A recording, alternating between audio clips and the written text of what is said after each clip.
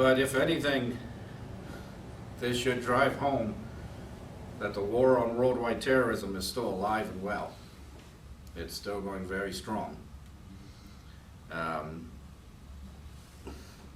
It's often been a complaint of mine that Americans are all upset that we've been fighting against terrorists for 7 years and why haven't we won? You know, life doesn't happen like a movie. You go in, you complain about all the previews, you munch on your popcorn, 2 hours later the terrorists are all dead and we get to go home. Truth of the matter is, this war on terrorism has been going on for decades. Many decades. We Americans, as usual, are the latecomers to the latest world war. And as usual, we're already complaining because it's taken a while. I mean, we were only in World War II for a few years and there are people back home complaining because it took so long.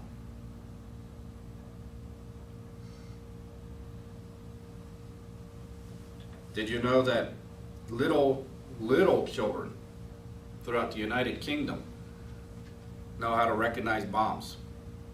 They're taught in school. They're taught in school what to do if somebody drops a largish package, I mean just something like that size, into a trash can. They're taught to run for a police officer. Because they've been dealing with terrorism for so long. Children throughout the Middle East are taught what to do and how to spot bombings. Because they've been dealing with it for decades.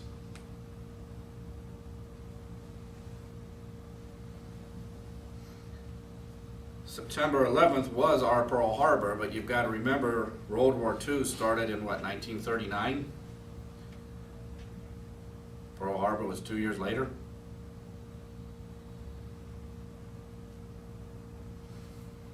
There is a war going on out there, and there's a lot of people that are using terrorism as their tactic. But what really bothers me is when they refer to these people as Islamic terrorists or Christian terrorists or this religious terrorist or that religious terrorist. These people have nothing to do with religion. Nothing at all to do with religion. They could care less about religion. Well, no, I take that back. They do have a certain concern about religion. Religion to them is a way to control people.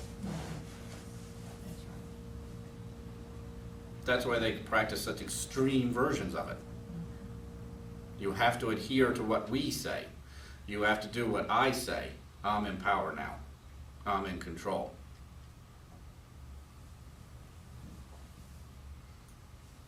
The reason that communism was an atheist political view was because they didn't want competition for control. They looked around everywhere and realized that everywhere that there is a powerful church that goes to extreme lengths, there's somebody who's fighting for control. And if you study your European history, you can really see it. Church of England is still a state-sponsored religion. Basically a government office. For the longest time, the Catholic Church in France was running the government.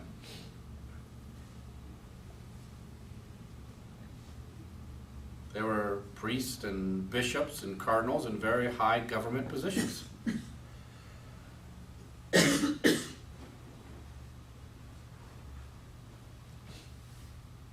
That's one reason why our founding fathers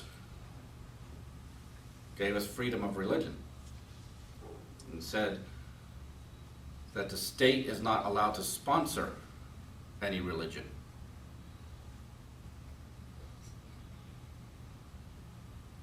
Brief side note, it's a little sad that a lot of people this day and age now think what that means is that people that are involved in government should have nothing to do with religion.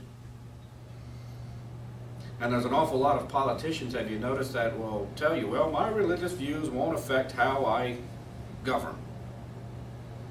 Really?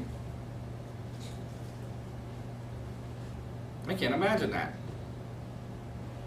You mean your religious views are so insignificant that you can just take them off like a jacket? Hang them up at the door, go into your office, govern, then put them back on when you go back out? How's that possible?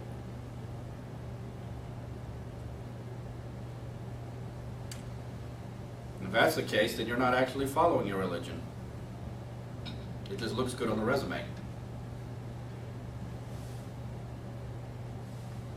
Which is one reason why I didn't run for president. I mean, the spiritualists, come on, they threw a fit when a Catholic ran. That, and I have no diplomatic sense whatsoever. That's what we need.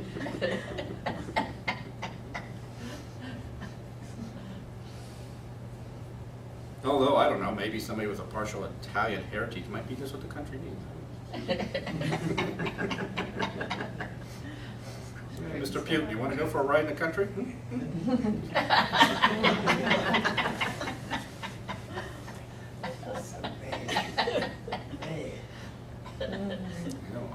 All right, I know. You want to scare a Russian, threaten him with a cold.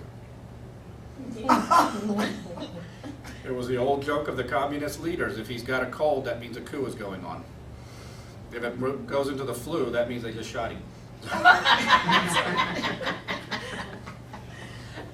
Almost none of the old communist leaders survived the flu.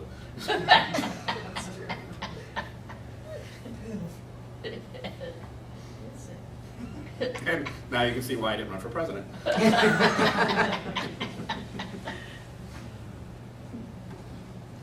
But see, to a lot of people within a religion, the religion is about themselves. They will use their religion to build themselves up. Get you to venerate them, to worship them. Talk about how great they are. Those of us who are truly great find that annoying. Don't we?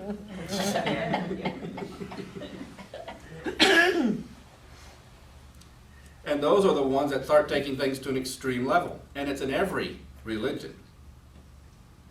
Just about every religion out there has people that go to extreme levels.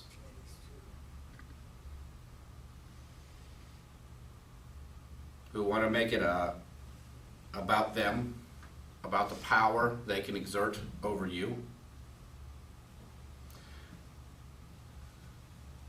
Now imagine the rush of power you must feel when you can tell people they have to all dress like this. The men, you can't shave anymore.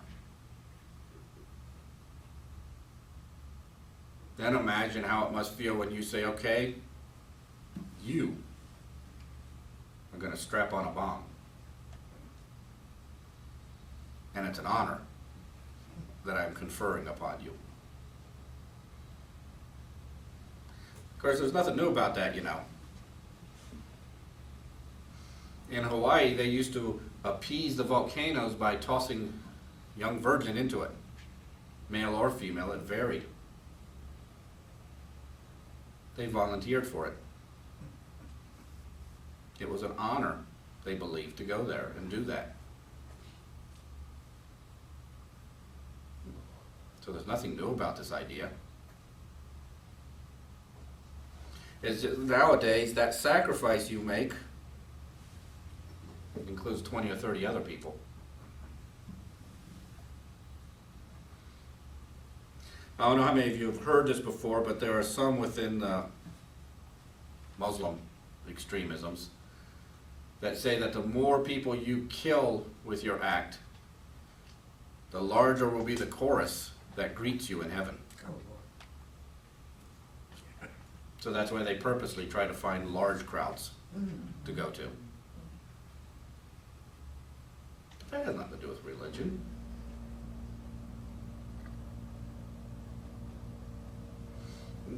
What a lot of people also miss about Islam is that it is based on what we would call the Old Testament, based on Torah.